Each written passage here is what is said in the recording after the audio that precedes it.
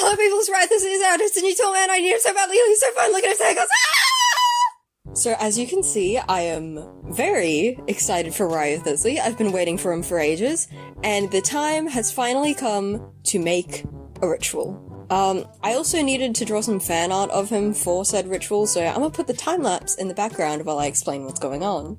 Now, I like husbandos. Specifically the tall husbandos. At first, it just started out with Tartag, Zhongli, D-Luke, but then it kinda spiraled out of control, and Hoyoverse just kept releasing tall men, and long story short, I now have every tall male character in the game.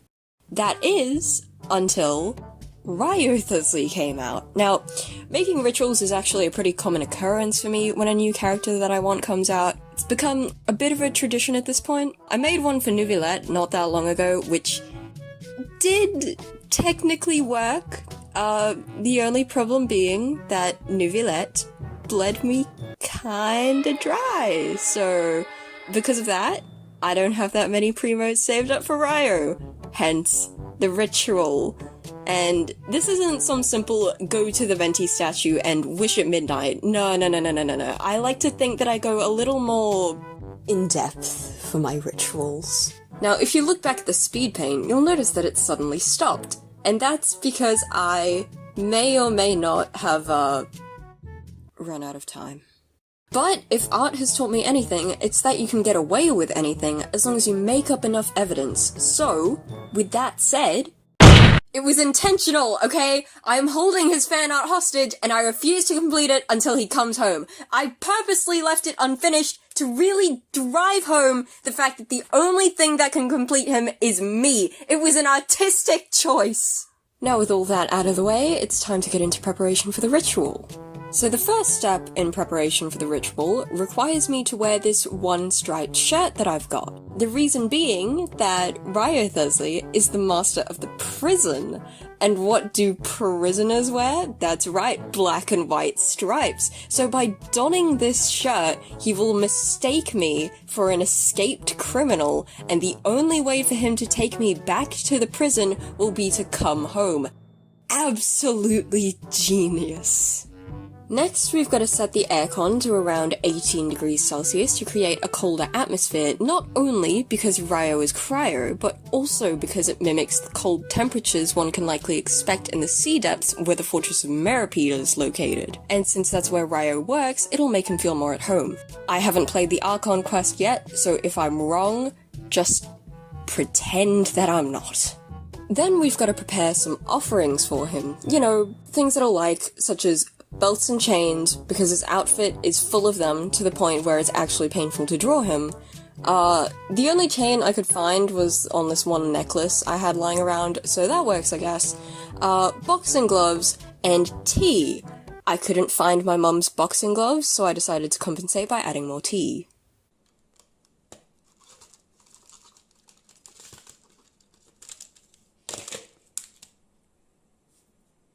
And we also need some tea to use during the ritual. Now, I was gonna use iced tea because I like that more, but we don't really have any right now, so...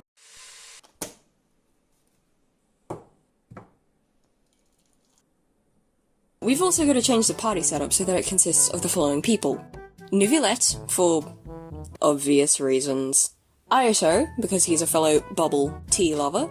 And Kazuha and Tartags because they are a former wanted fugitive and a prisoner, respectively.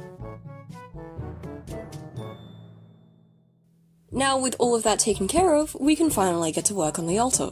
So, I was originally gonna print 6 copies of the Ryo fan art for the summoning circle, but then it hit me that 6 pictures for a ritual, which statistically wasn't even going to actually increase my chances of getting Ryo, would kinda be a bit of a waste, so I cut it down to 3. The altar's actually pretty simple though. All I have to do is draw a summoning circle on the wall, stick the 3 fan art copies around it, and place an empty mug on either side. And that is all the preparation done. Now we can actually, you know, begin the ritual. Step 1. Go to the outside of the Fortress of Meropide and set the time to midnight. Not only is this shown to be a lucky number to wish for characters in Genshin, but it also simulates how a prisoner would usually wait until the cover of night to make their escape, which is exactly what we want to trick him into thinking has happened. Step 2. Get caught by the searchlights, and before the 5-second timer ends, enter the wish screen.